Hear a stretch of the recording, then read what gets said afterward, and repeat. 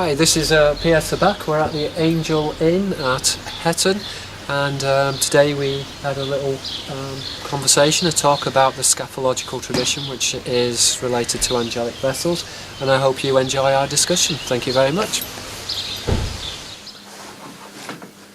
Well, thanks for the beer. That's all right. Good here. Right, straight, yeah. Yeah. Can't drink any more coffee today. Yeah. I should overdo it. Uh, You dried out yet? yeah, totally wet. At least it was not snowing up there. Yeah, actually, my walk got rained off. Yeah. It'd be nice to go for a nice walk up there. Would be, yeah. So, Yeah, what shall we talk about? And, there's so many different things we can actually talk about. So what I wanted to ask you about was, I don't know, maybe you don't want to talk about this, but how you got into writing not just the Murder of Reality, but the holographic culture. I mean, I think you've said before your background of how you've got into doing the original book, but what brought you from Murder of Reality to the holographic culture in the context? Yeah, okay, I think that's quite an interesting question. For me, writing The Murder of Reality was a revelation, because this really introduced the concept of an angelic sailor, and I instantly recognised that this was very significant in terms of the occult tradition, because the angelic sailor is integral to the occult tradition. And so then I instantly knew that that was something which I really wanted to explore, and I saw then that there was this connection, if you like, between ufology and the occult tradition. So I was very interested in that relationship. This ties into what I refer to in holographic culture as the scaphological tradition. Scaph is a Greek word meaning a boat, and it comes from the etymology skapto, which is to dig out. So this is a hollow ship or a hollow boat. And in many respects it feeds into the Japanese tradition, because the Japanese tradition of the Utsu no Fune literally means a hollow boat or a hollow ship. Now, it's a polymorphic word, and this feeds into what I refer to as polymorphic symbolism. So, within symbolism, words have multiple meanings, and therefore they're often context dependent. So, the Japanese word Utsu no Fune is used figuratively to refer to a hollow tree. And so, therefore, within symbolism and in Japanese prints, a hollow tree is often used as a visual device to refer to a hollow boat. Now, these hollow boats look identical to UFOs, and they are used within folklore to refer to strange beings and strange creatures which are associated with, if you like, they're very similar to angels or aliens, and the two terms themselves are interconnected. So the hollow tree and the hollow boat is a signifier of a flying saucer. And I think that's very interesting when you go back into the Greek traditions as well. It's so within the culture. Yeah. Is it broadly understood that this Utsu no Fune is no, this is an occult tradition, and I think that this is important to understand. This is completely hidden. Understand the concept. I mean, this feeds into the shrines as well, because the precincts in the Japanese shrines, surrounding the precincts of the shrines are hollow trees, and the hollow trees are signifiers of a hollow boat or a hollow vessel, which are circular in design. Now, so for example, within Japanese carving at the temples, what you'll find, they have a secret language. It's known as the secret language of flowers, and so flowers have different symbols and signifiers, and again it's based on polymorphic symbolism. So for example, you'll get flowers which are in the shape of cogs. Now, cogs are used as a symbol of, particularly within the Semitic traditions, but this feeds into also the Japanese traditions. A cog is used to refer to a flying saucer. That's from the biblical kind of... Within the wheels. So within the wheels you've got this relationship between the opening wheels, but the wheels themselves are represented as cogs. I was thinking more of... I've got something... It fits into the votive dishes as well, within what, sorry? the votive dishes. So you'll have a round votive dish, and then you will have carvings of triangles or teeth. The circle and the triangle is another signifier of the cog, because the cog has teeth. And so and the teeth as a root, and the root is a symbol of the neophyte, of those who are planted, which refers to the cog and the teeth, right. which are the wheels. Okay. I think, and this is part of the scatological tradition. Sections of this were in the Murder of Reality, but holographic culture takes it to the next level. Also, you're not branched, you expanded on I've expanded upon this. The Murder of Reality, if you like, gives an introduction to the concept of the angelic sailor, but the concept of the holographic culture is basically a study on the scatological tradition. It is the hidden or concealed tradition regarding angelic boats and vessels. But we have to be very clear in our terminology when we use the word angel, which obviously in the Greek angelos means a messenger. But the term angel is used to refer to an angelic sailor. So for example, in Hebrew and Arabic, malak, an angel, is a polymorphic word, and it's linked into malak, which is a sailor. And therefore you get the relationship between, in the Bible, with God, who's referred to Yahweh Sabaoth, the Lord of the host, but the word Sabaoth fits into Sevet, which is a crew of a vessel. And again you've got the relationship with Zar, which is an angel or an alien. Again, polymorphic words. The word Zar in ancient Aramaic means an angel, alien, visitor. And the word Zar is related to Sira, which is a boat or a ship. The same within the Japanese symbolism. Fune, a boat or a ship, is related to One, which is a goblin or a type of goblin. So this is the new, this is the word that you branched out. Continued on with this. Yeah, and the angelic tradition itself. This is new work, and this is really what I developed, which is the idea about the angelic tradition, which feeds into the classical tradition. Yeah. So the classical tradition refers to classis, which is a naval fleet. It also refers to a class of individual. So the classis, which is a naval fleet, is referring to, if you like, the polymorphic word of an angel who's linked into an alien or one who is linked to a ship. Yeah, no, because this step from the previous book to this one would be obviously from my perspective, having read the first draft at least, and I think most of the second one. Yeah. It's stepping right into the realms of ufology, where it was the previous book wasn't, was it? I'd say the other one was more occult symbolism. Yeah, you see, I think the good thing about the scatological tradition is that really this book is bridging together the occult tradition with ufology, and I'm arguing that in order to understand ufology, there is really important to understand the scatological tradition, which is this concealed tradition through symbolism. Yeah, from a perspective of somebody who's kind of comes from a knowledgeable or interest in ufology, for example, one thing that struck me was I think you deconstructed, I think, one of a UFO case who Anderson, Betty Anderson? Betty Anderson, yeah, that's right. Andre is the Greek word for man, and son, the son of man would be the Ben Ahad, so which looking is the at son of man. what struck me was the correlation between looking at these kind of what seems to be kind of dry or distant or not incomprehensible so much as just kind of culturally very, very different things in this angelic tradition, and then seeing it play itself out within what is contemporary ufology. And that's very true. If you look at Betty Anderson as well, Betty, I mean in the Hebrew, Beth means daughter. So you've got daughter. Yeah, exactly. Which is the Ben. It's like the George Adamski thing again, isn't it? Adamski as well, Adam and Sky. Yeah. So you see that correlation there, and this is really what I'm trying to say, is that there is this occult tradition, and this is important. This is important to deconstruct. So you say it's a cult tradition. So these names, this coincidence of names, do you see this as being something that's intentionally played out, or is it just the quirkiness of how the universe No, works? I think that we're dealing here, I describe them in holographic culture as the decipherati, and that we're dealing here with symbolism. And so there's a codified discourse running through popular culture. So wouldn't that suggest that, for example, the Betty Alderson case would be part of, essentially, an elaborate psyop in a sense? Yeah, we're talking about a circle of knowledge. So that's quite a strong...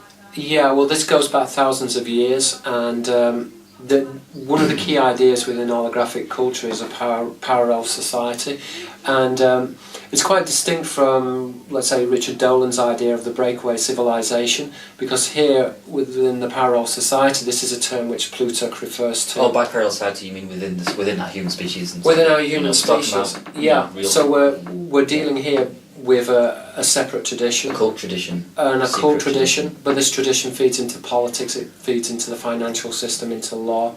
And essentially within the occult tradition, to understand the parallel society, you essentially have within the occult tradition the compartmentalisation of knowledge, and the compartmentalisation of knowledge is the tradition between the angelic tradition, or human tradition, and the angel tradition. But this in itself is split, because when you actually look at the angelic tradition, you see that you have the cherubim angels, which are human angels, and then you have the seraphim, which are non-human angels, and these two appear together. So they're working together, but there's this antagonism between the two traditions. And essentially within the classical tradition, which as we said before is the naval tradition, which is the angelic tradition, within the classical tradition is split between the Euclidean tradition, which the word Euclid comes from the word Euclid, the Arabic word. It's a diptych paronomasia, which means it's a pun from the Greek word Euclides, which means good glory. Yeah. But Euclid is the Arabic word to copy or ape, from curd and ape, which is the human tradition, compared to the Pythagorean tradition, which is the Puthos Agoras, or the speaker of the serpent, which is the seraphim. Two distinct traditions. So within the occult tradition, you've got these two distinct traditions, the human tradition and the alien tradition, but they're working together. So, from a perspective of somebody who's coming to this new, and I've had the luxury of having read the book, but it's kind of funny because you listen to what you've just been saying, and first thing that's coming into my head is like, where's your evidence for these two traditions? And and it's linguistic. It's linguistic. And it's documented in the text. Through languages. Well, this is which I refer to as the artifact. This is another intrinsic artifact. The idea that it's the artifact.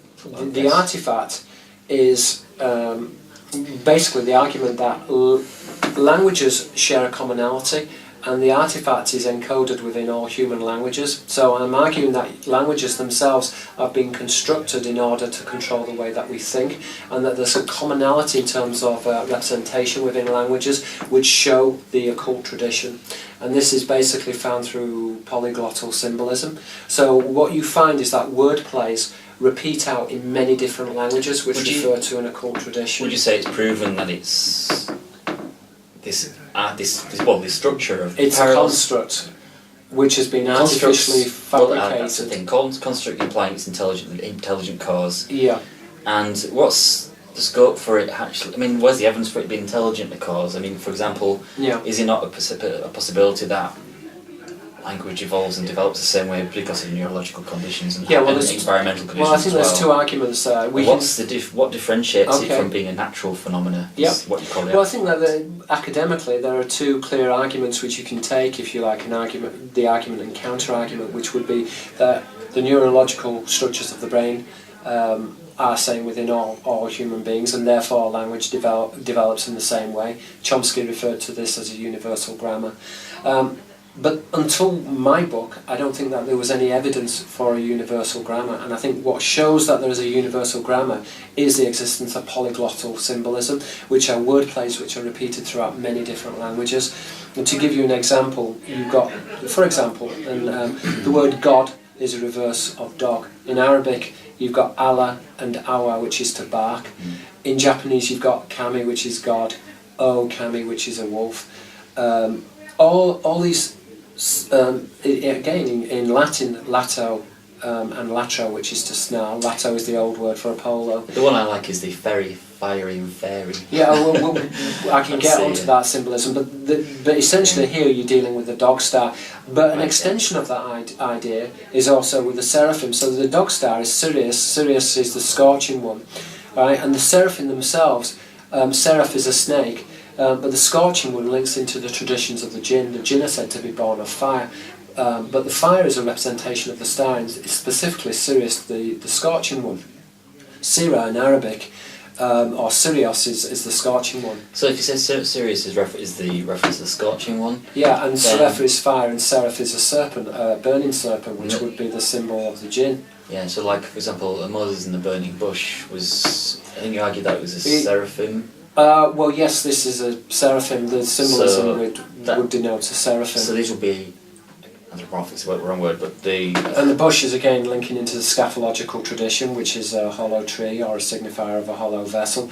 The arguments for that are quite complex etymologically. It strikes me that the seraphim as being if you consider them as actual entities, whether it's aliens, angels, somewhere between, something lower. If they're actually individual entities, then the idea that Sirius would be is that not just a collective term for these, or are you no, their origin. Sirius is their origin, where they originate. And where does the information for that correlation and that come from? Well, in the occult tradition, you've got the Ben Sira. Sira is a diptych paranamnesis. So the Hebrew word Sira is a wordplay in the Arabic word Sira, which is Sirius. Now, the Ben Sira are a son of a boat. The son of a boat is Malak, an angel, which is Malak, a sailor, which, as I said before, are the angelic sailors. Okay. So again, this is feeding into a occult tradition of aliens. So you've got the symbol of the ship, which is an opening wheel, which is represented as a chariot, or a shield, or a boat. These are all signifiers. Yeah, when I first read, maybe I didn't read this first thing, I've probably heard one of your lectures actually, and you first talked about that Sirius connection there. It struck chord with me, obviously because Stephen Greer had done a film called Sirius, documentary, which, which is a part of the Seraphim tradition. As I said, there are two distinct areas. The cherubim, the human angels, and then the seraphim. And there was another research from the 1990s, was it? Robert Temple. Yes, you told me that as well. I've not read that one actually. And I think that was it was the first and last serious book on ancient aliens. I haven't read any other decent books on ancient aliens. That strikes me. This is what strikes me as like the power, the importance of your work is that nobody else has done. Not for 25. Not for 25 years. Aside of that, all this talk about ancient aliens, especially. I mean, let's not get into TV shows, but there's nothing there. There's nothing to. There's nothing. There's nothing tangible. Sky stuff. There's nothing to talk about. Whereas this is the first time I've read something uncovered. I looked at the information which basically points to the historical. I mean, you can do historical. I mean, okay. To be fair, Chariots of the Gods, nice introduction to it, but there's no substance. It's not in depth. You see, I think it's with the nice introduction to the ideas, but there's no proof. Yeah, and that's what it was lacking. But it was a good way to get people interested in the subject. I mean, I think the Chariots of the Gods was a very good book philosophically. Yeah, and I think that engaged the audience philosophically. But in terms of the proof, it's like, well, this is a solar disk. How could that be a flying saucer? Yeah. Actually, when you begin to deconstruct the symbolism and the linguistic symbolism, the terms are often... ironically come full circle and get back to that concept as well. But you have to go into language, and language programs belief, and belief programs behaviour. So with the work you've put together, it's the first time I've really actually got something I can actually feel comfortable and safe to say that, there's actually evidence of these contemporary... Well, I think this is another thing within academia, is that it's...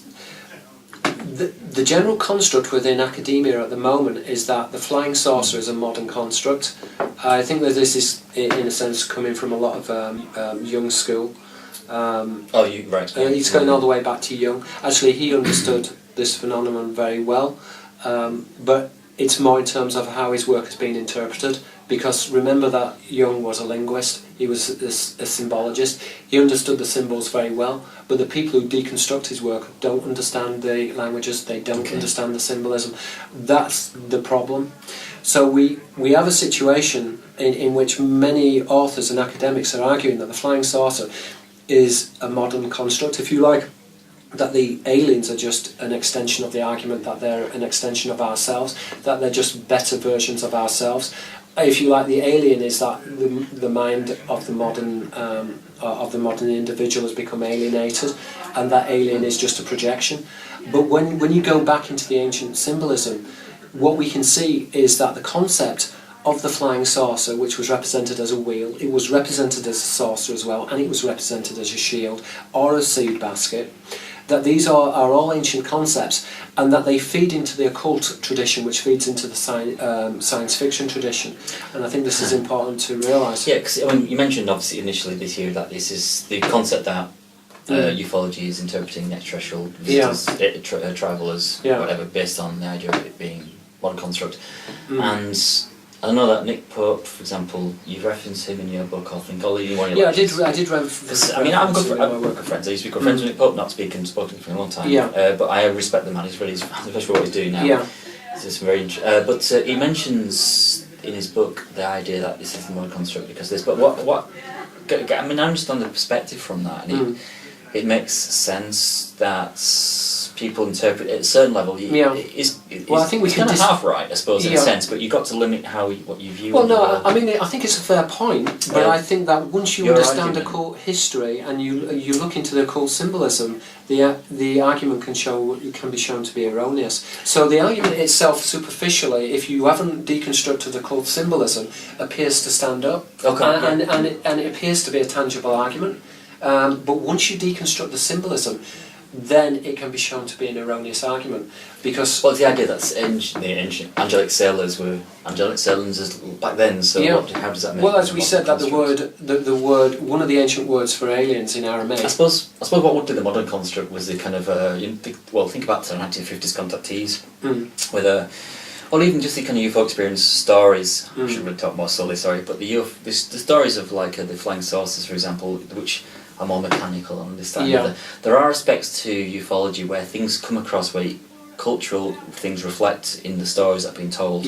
And if looking back, you can see how that's that's actually happened in the past as well. In the biblical tales, you can see how the same people struggle to find the right language to describe things. And we do the same thing today that people have struggled with in the past. And that's built this collage of different ideas of descriptions of what these things. There's this core of the reality of it, which people say, oh yeah, it's a flying saucer, and it had rivets in the side. Is a good example of it. Like it's this technological limitation of our own culture that people were projecting into their descriptions of the saucer. They were using their own technological presuppositions. So, for example, one of the ancient words for a flying saucer is the ophonym wheels, and what links into that symbolism is the idea of the cog, and the interlinking cogs, because these objects were constructed as a series of cogs or interlinking cogs.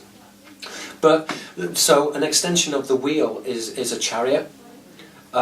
Because so the gods they use wheels in order to transport, or the wheels are carriers, and so an extension of that argument is that there are chariots, and another extension of that argument then is the throne chariot or a throne. So the throne is often shown carved with wheels, and sometimes the wheels is combined with a serpent, which would be the seraphikos.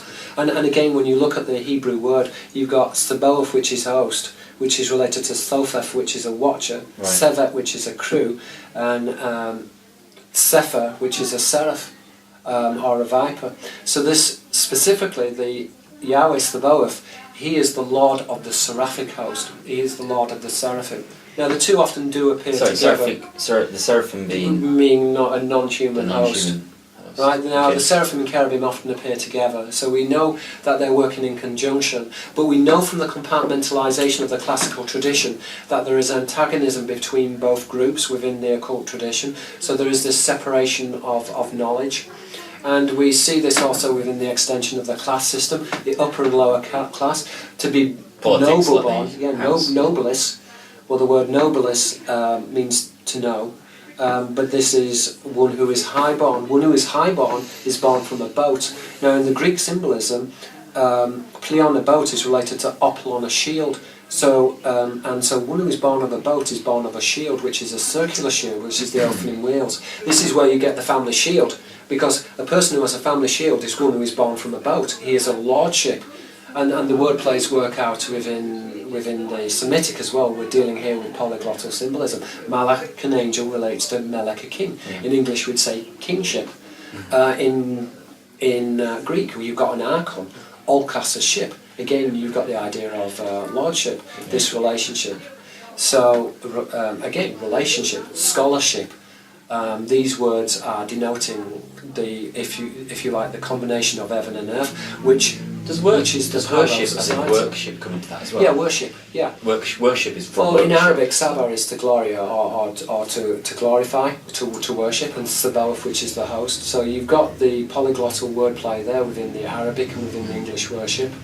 But remember that the church itself, the navis, which is a boat, relates to the name.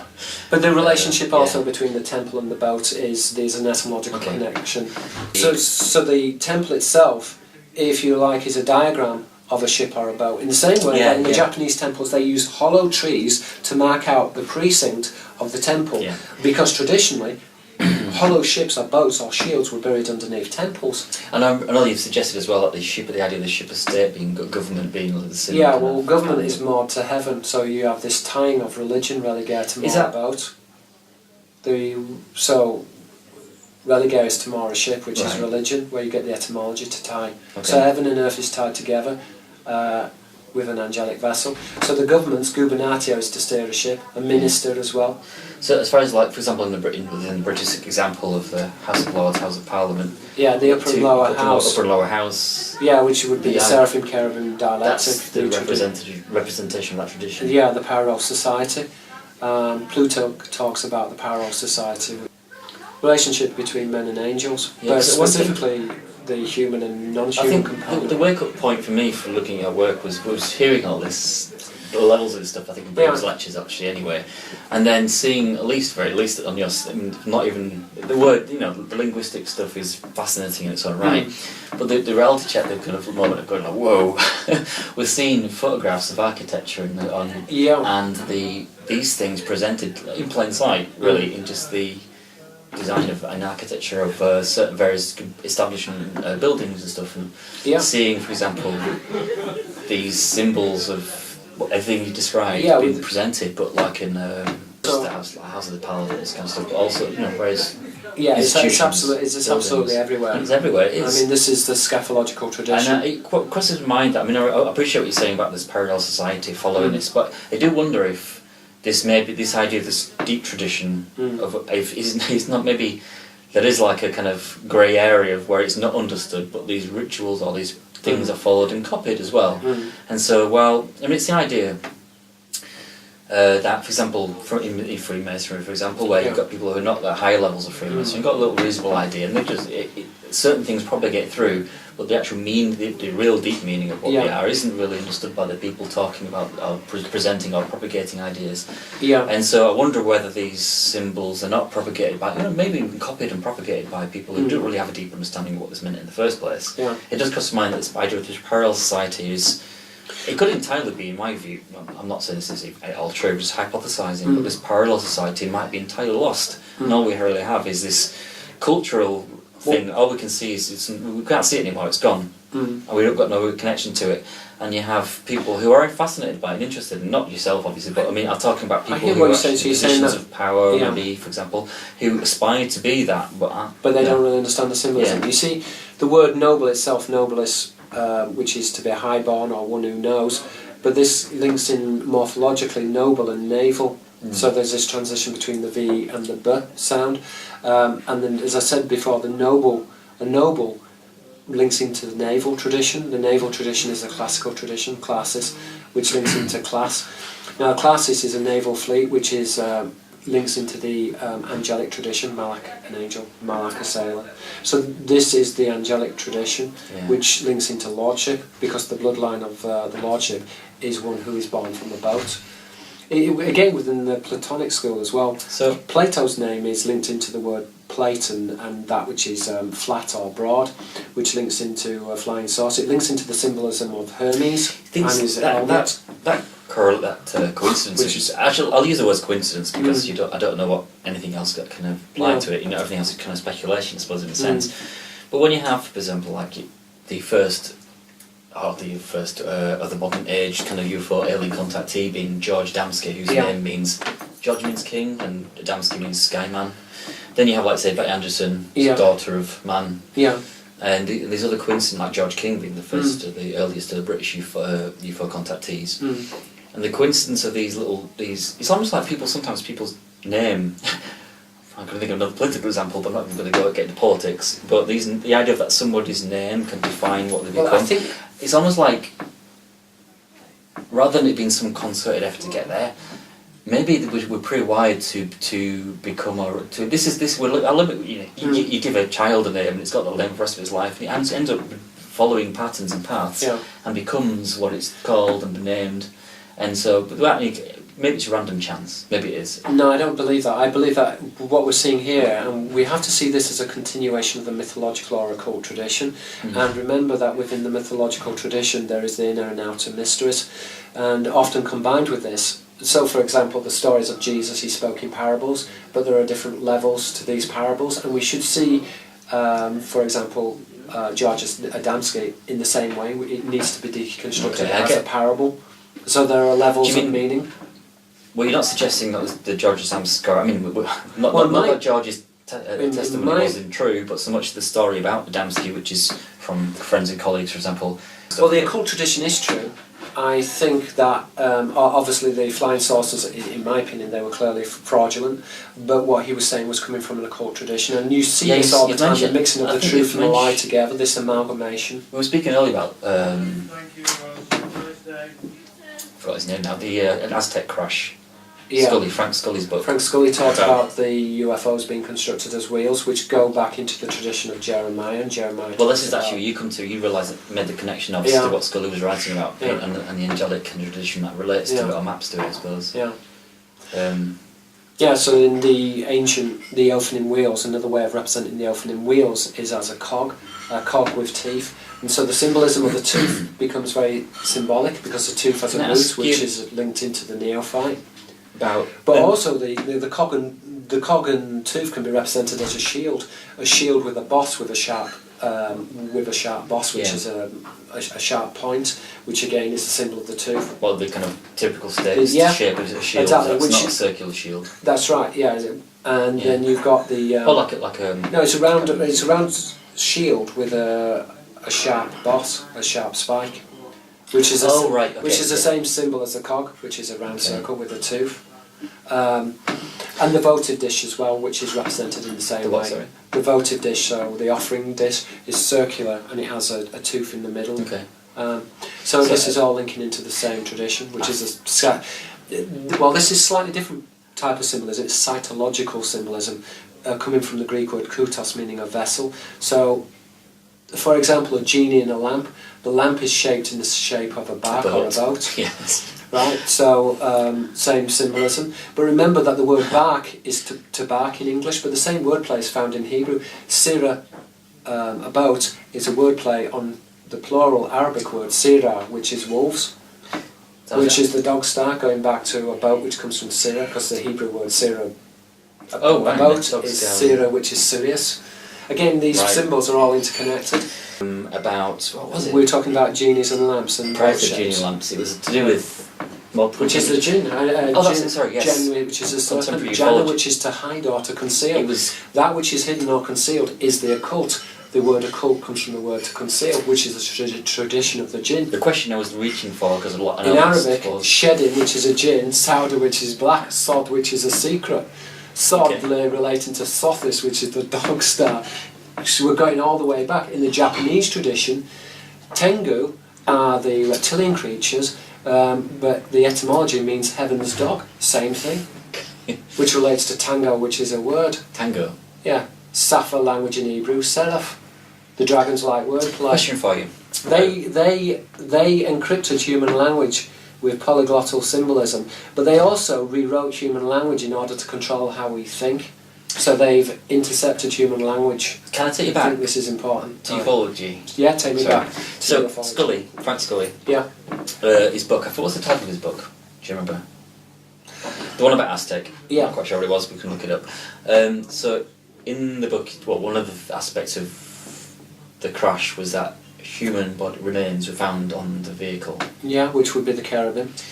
How does that tie in with the angelic tradition? Okay, the cherubim, I describe them as proto-humans, which are different from the Ishim.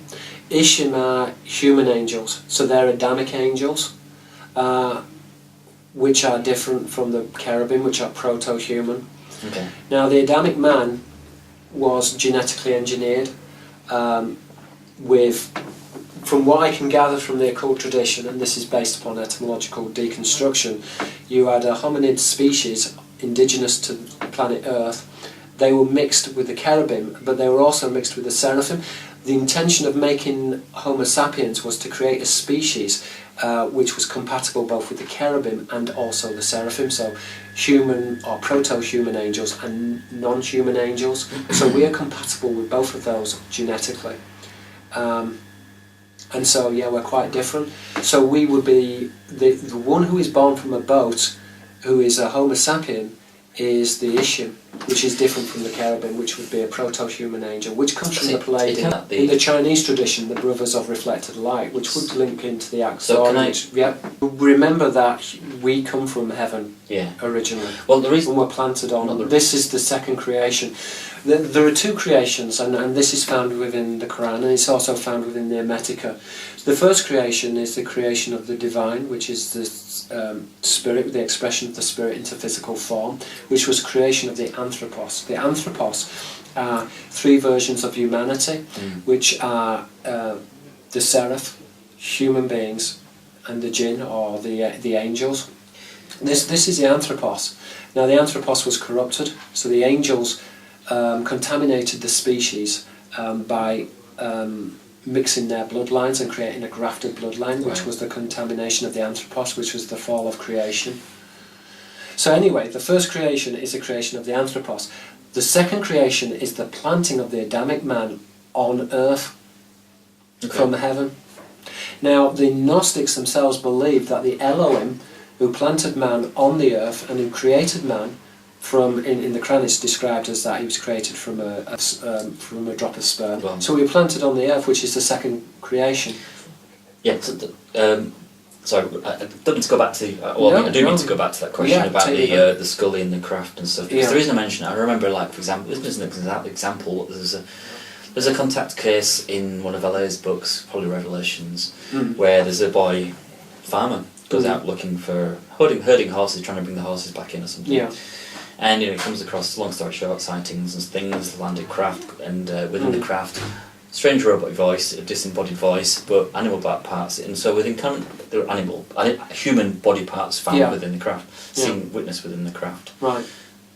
In some capacity. Yeah. So the idea of my question is really about the Scully tradition the Scully's description of the craft at Aztec and how that correlates to what is it, the cherubim tradition, and tying these angelic heavenly vessels, but with man. Yeah.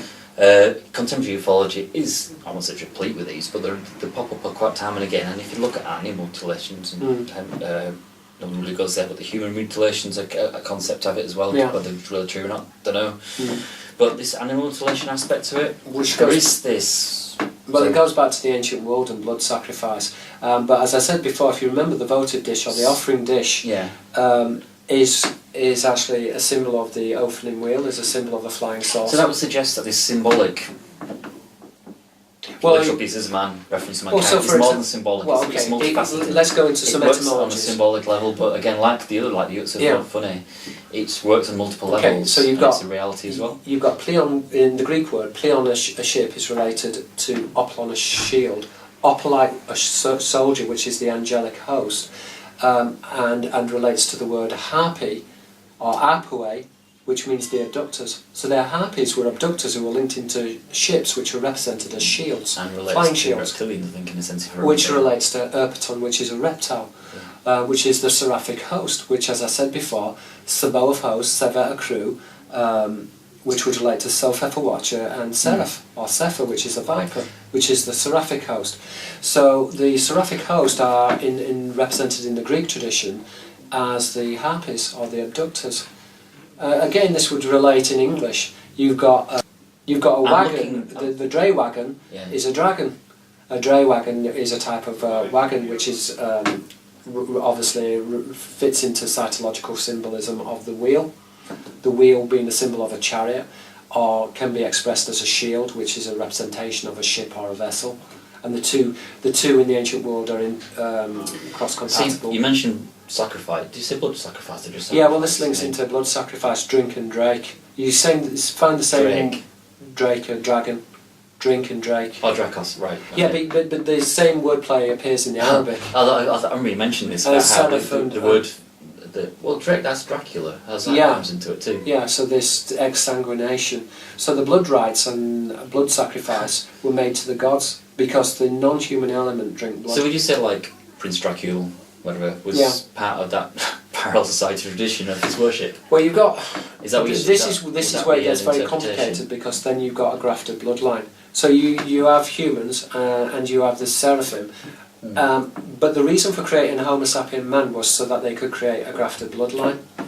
And so you have what is essentially a grafted bloodline. It was represented as a grafted bloodline, so then you get the symbolism of the tree, but remember the tree can also represent a hollow boat, which is a ship or a boat, but it links into the idea of grafting of bloodlines. Okay. And so, for example, within the cog and the wheel, you have a tooth of a wheel, but the tooth of a wheel can be represented as a rose. The rose as a thorn. The rose is a bloodline which is easily grafted. Other ideas links into the idea of stitching as well, which again the thorn can represent the idea of stitching, which is a woven bloodline. So that, for example, you will find that baskets are, in the occult tradition, the offering basket is a woven basket because it symbolises the woven bloodline, which is a stitched bloodline or a grafted bloodline, the grafting of trees. If you like, the family tree, a family tree refers to a neophyte, neophytus, the newly planted, phuton, which is a plant, phot, which is light. But you have, this links into essentially the Paro society. If you like the synthesis, you have the thesis, the antithesis and the synthesis. And the synthesis of the Paro society is the tripartite, which is the Illuminati. The three branches of the Illuminati. So how does Illuminati relate to tripartite? Why has it got more? It has three branches. You have Ish, man, Esh, which is fire, which links in... So what's your evidence which for is man. Sorry. Well, okay, this is etymological. Ishman in Hebrew relates to Esh, which is fire. Could I just stop? Yeah. In Illuminati, I mean illuminated ones, mean the brothers of light. Brothers of light. The Axari in the Arabic, which relate to the Axari, which are the brothers of angels. Which obviously ties it into the angels, aliens. Yeah, and Sirius, which is a ship, which relates to Sirius. So how does? Is it simply the fact you got? It's just non-binary. You got like middle end, and you got two things. To mix them together, you got the kind of hybrids. You've got the thesis, the argument, the antithesis, the counter-argument, and then you've got the synthesis, which is this grafted bloodline. So this was Seraphim, Cherubim? Yeah, and then the grafted bloodline. Right. Okay. But the grafted bloodline being the kings or the mediators between heaven and earth. Is the cryptic part of it? Is that is that an important part of it? Yeah, it's a secret part. It's not something which has been deconstructed until my book. So, for example, to go into the Illuminati, I'll just give you... Because I'm seeing the obvious parallel between the alien human hybrids, in contemporary ufology. Yeah. Is that a direct relevance to this, or is it? Well, it is, because you've got clone. A clone comes from the word clone, which is a stick, which is that which is grafted, and that which is grafted links into the ancient traditions of a grafted or a stitched bloodline. I'll just give you a quick overview of the tripartite. Illuminati is split into three sections. So, for example, you've got the Axari. The Axari are the brothers of light, which is a wordplay in the Aramaic Axari, which are the brothers of angels, aliens, or visitors. The word angel is synonymous with an alien. The two terms are interchangeable. But this fits into the Illuminati, the brothers of light. So you have Ishman, Eshfire. You've got the neophytes, the newly planted. So you've got the Phutos, which is the newly planted. Phot, which is a plant. Phuton, which is a plant, Phot, which is light, and you've also got the Seraphim, Seraph and Seraph of fire. They are the three branches of the Illuminati. They coalesce with this synthesized bloodline, this stitched bloodline, which are the kings or kingship, which are the mediators of heaven and earth. When you say the Illuminati, you're saying these are the facets of it, facets of it? Three facets of the Illuminati. And so this is British. Is it fair to say this is an assumption based on these? Not duality. These three different groups. Yeah. This is originating from Gnostic teaching, so this is very ancient. Very. Do the teachings themselves say that Illuminati is in this form? When you begin to break down the symbolism. When people said to refer to the Illuminati, they talk. There's Illuminati of the I forget the period now, but back in Bavarian Illuminati. The Bavarian Illuminati. And there's the modern concept of Illuminati, which is pretty much a catch-all term for these. Pretty much all the kind of like secret societies. Yeah, really, you're going back much. So you're talking about Bavaria. You're going back much further. You're going back into the Gnostic traditions of the Axari Brothers of Light. The word Brothers of Light was translated into the Latin as. There's no actual suggestion. Well, the Illuminati themselves are at war with themselves, or let's say that they're antagonistic. But now you brought it back into the contemporary again. So you say it is current. Is that right? It is contemporary. They still exist. Yeah. Okay. But they're a secret order. But is it still the same organisation? Because essentially it's structured in the same way. Okay. Three orders. And evidence. So this is from linguistics. But is there evidence outside of that supports it? That's my question. My focus is primarily symbolic, which is based on linguistic decryption. Yeah, I like when I hear about absolutes like this. I kind of like to know about supporting evidence. Otherwise, it's just a abstract hypothesis for me. It's not something that can be. No, I understand that. I'm trying to think of specific evidence. I suppose you got an example there when you mentioned Skull and Bones and its representation. Well, you've got the combination of the dragon with the lion, and this occurs throughout all of symbolism. The lion is a symbol of the priesthood. So, for example, Lavi, a lion in Hebrew, relates to the Levite priesthood. The word Levi is to join, which again is to stitch. And these combined with a serpent or a dragon, which can be represented as a Leviathan. So that is the combination of the bloodlines. So you have this element which is stitched together. It was represented in Gnostic theology as the demiurge. Demiurge comes from the Greek word demiurgos, which is the public craftsman. The public craftsman was a genetic engineer. He crafted humans. It's funny when you mentioned. Or should I say grafted and grafted. Have you seen the new last couple of films from Ridley Scott, the Alien films? No, I haven't seen the new. And Covenant. I saw Prometheus. What's fascinating about it is how it's expanded the idea of the origins of it's still the mythology behind it. And the use of the term "these engineers" that they're looking for, it just strikes chords with what you're talking about. That's all. It's fascinating. Well, before the film came, I know that people have done these constructions in the movies, but before the film came, what was quite interesting was before the film came out, Ridley Scott's associates they contacted me and I spoke to them Well, I actually spoke to them for a couple of hours about the Illuminati and about grafted bloodlines, and it was quite interesting because I talked about the Covenant of Worlds, and then a few weeks later it was their film was what was it? It was Alien Covenant, that one actually. Alien Covenant, the last one. And my wife said, she said to me, I wonder whether they got that name from Covenant. From me talking to me about the symbols. Excuse me. So you have a Covenant of Worlds. I think probably what they're doing, if anything, would be like use that in the next film. I think it'll already been proven by that point. But maybe, yeah, because they contacted himself and Robert Graham actually at the same time. I think they contacted a lot of people. They contacted a lot of people, but they spoke to me, and they actually spoke to me at length. I had a telephone conversation with them for probably about 45 minutes, and then they Skyped it and filmed it, and I went into a lot of detail about the different orders of the Illuminati, about angelic sailors, how they were represented as sailors. We talked about the wheels and shields, and I get the impression that Scott knows. Well, maybe he learned something from what he's if he watched it himself, but from the films, even going back to Blade Runner as well, I'm sure there's an understanding within within people in there are people who know these inner workings and stuff that you're kind of reaching out. In fact, we had a discussion today, didn't we, about how we seem to with the example of ufology. Ufology goes through cycles of people coming to revelations about something, and then it seems to fall by the wayside, and then the next generation come along and have to rediscover the same thing. And I mean, it's not like it's not in the books, but the popular books aren't the ones that. Well, if you look at Steven Spielberg, he's got an organisation called Amberlin, and amber is used to represent the Caribbean tradition. It is the Philosopher's Stone. The Philosopher's Stone, it turns metal into gold. You take a transparent amber, you put it in front of metal, it turns it into gold. It is the elixir of life because it preserves life. Yeah, you can't really get away from the best of those kind of... But it's linked into electricity, so Karuba amber is etymological to electricity within Arabic, which links into the cherubim. So they're linked into electricity, which is the energy. They have somehow harnessed the electricity of life. So this is the cherubim tradition. Links in historically. I would actually argue. The secret history is the House of Orange. Orange phones as well. What was the advert? Can you handle? You can't handle the truth. Was that their advertisement? It was their advert. Something like you can't handle the truth. I can't remember. It was something on those lines. She mentioned something, we were talking about Donald Trump earlier, and you mentioned about how Trump is perceived to be of the Caribbean tradition, and he's represented symbolically by the fact they keep talking about his orange face. Suntan, his orange orange being the representation of the colour of man. Well, technically red, isn't it? Red would be the colour of man. Well, Adam is red. Again, light isn't red and yellow, which is light.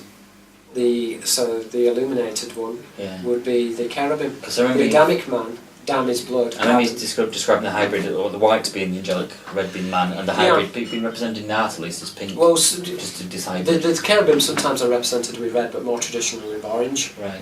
It's quite interesting that they're also represented with blue, but this is reverse symbolism. Yeah, I've heard quite a few people talk about really what's really going on in this, particularly transparently in the US at the moment, is the deep state stuff that's going on. It is really spiritual warfare, and it's described as such. And well, I'm kind of like tongue-in-cheek because I'm not religious, so I don't really get into those things myself. I can really look at what you're talking about and what you discuss. I really see how it really is being played as these religious traditions panning out within politics. The secret tradition, it's transparent, and it's behind every single war on the planet. I mean, you don't need to. It's one of those things. The reality of the nature of reality doesn't have to be as they say it's to be. Just to understand how we recognise that what people are doing is playing out a belief system. It's playing out a belief system, which is very ancient. It can be true, it cannot be true. It's actually not that relevant. You can still identify it regardless.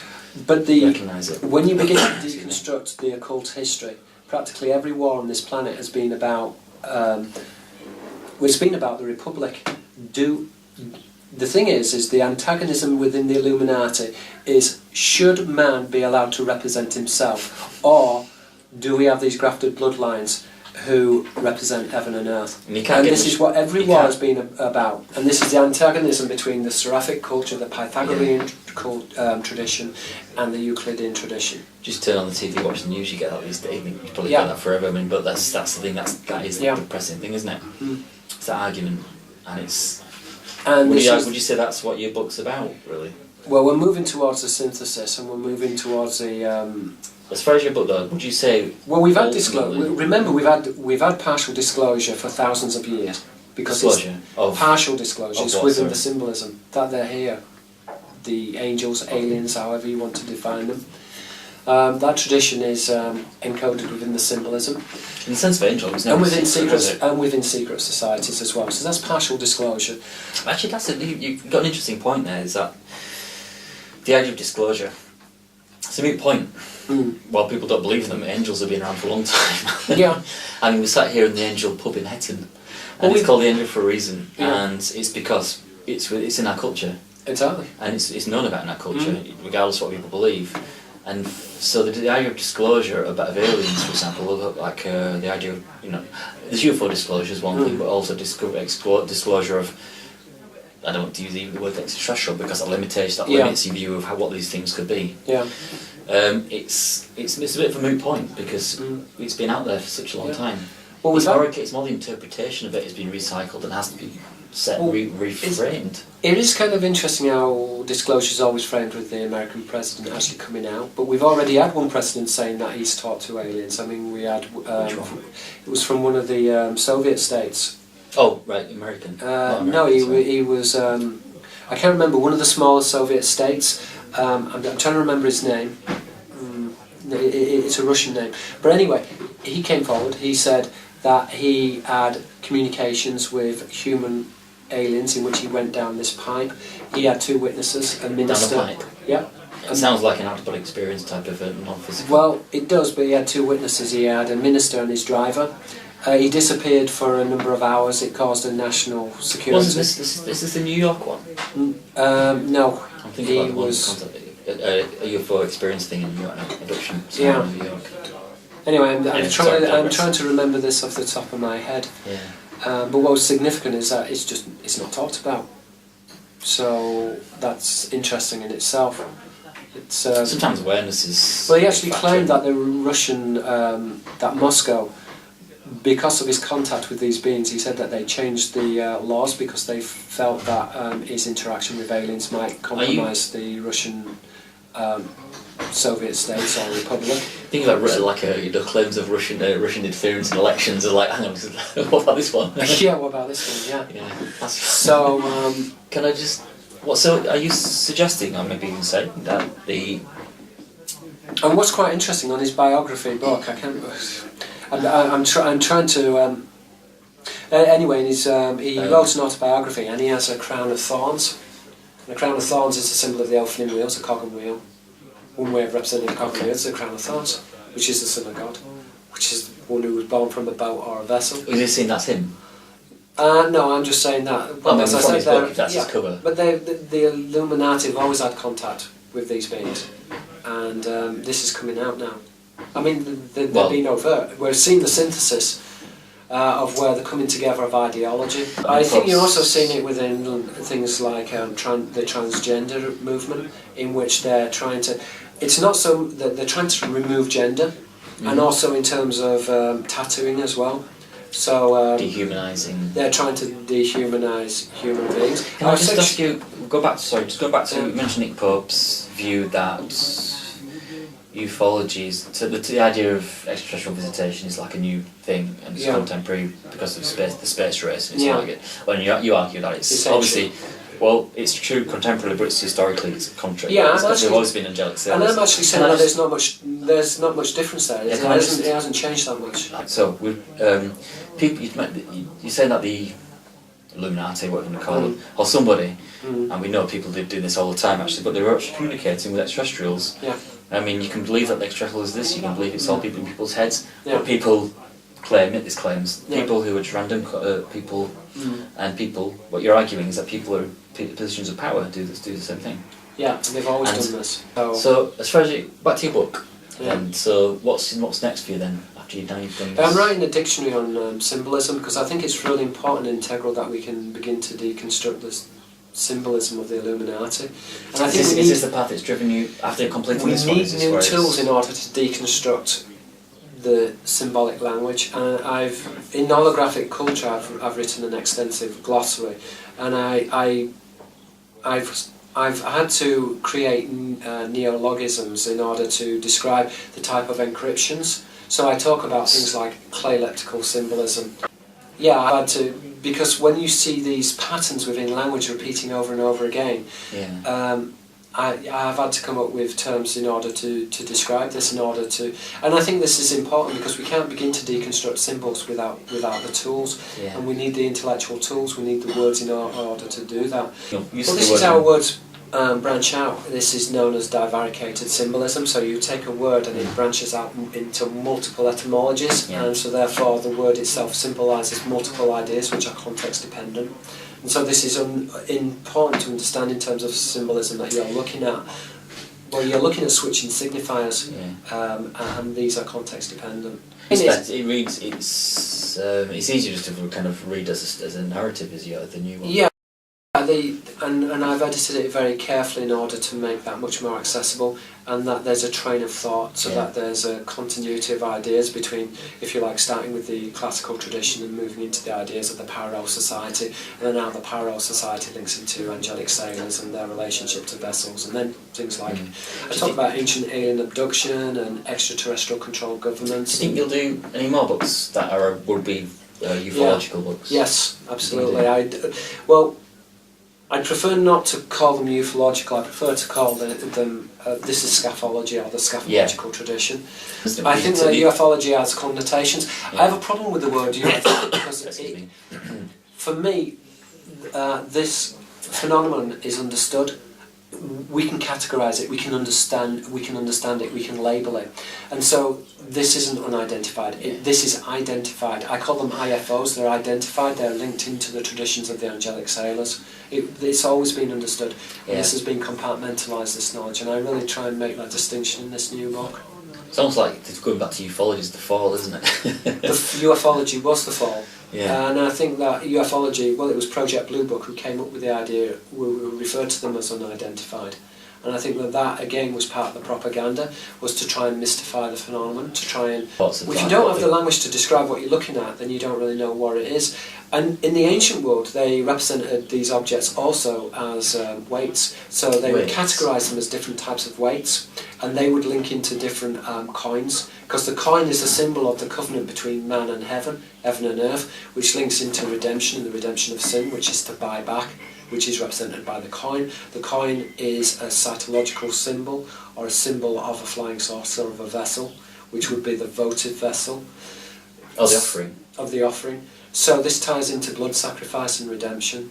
So that's kind of So if you look at the coin, if you look at this coin here, Actually, this coin is a £2 coin. It's got the wheels on, the opening wheels, and it says here, standing on the shoulders of giants. Yeah. Giants are the Nephilim, which are the grafted bloodline. But they're actually the illegitimate, you see the Elohim, the Bene Elohim, the sons of the gods. They had an illegitimate offspring with the daughters of men, which were the Nephilim. So the bloodline which is not sanctioned to rule were referred to as the Nephilim, and they were wiped out within the flood, allegedly. But anyway... I just honestly said just when you mentioned... But if you look, it has a serrated edge, and the serrated edge is the cog, the teeth of a wheel. So it's there with our symbolism. Fascinating. Which I refer to as numismological symbolism. Yeah, when you mentioned the idea of the offering and this being a symbol of the offering. Yeah. Given the concept of economic slavery, it's like a bit of a disturbing kind of idea that what we use as currency is like an offering of servitude. Of servitude, yeah. Adam is linked in the Syrian word, Kadam, which is a servant. And servitude to the ship of state. Yeah, the ship of state. Which is government, gubernatio, which is to steer a vessel. Well, thank you for this. This has been a very interesting chat, has it? Right, it has. Thank you very much. Thank you very much. So, yeah. Thank you. Okay, thanks. Thanks. Oh, we did... That was cool. What time was it? At 5:05. So we've got... yeah, I thought we should better... Why did you go? Because they did say an hour. That turned out it was an interesting chat. Hi, this is Pierre Sabak. We're at the Angel Pub at Heton, and today we had a conversation with Anthony Beckett from Exopolitics Great Britain, and we were talking about the scatological tradition, which is the deconstruction of angelic vessels. Hope you enjoy our conversation. Thank you very much.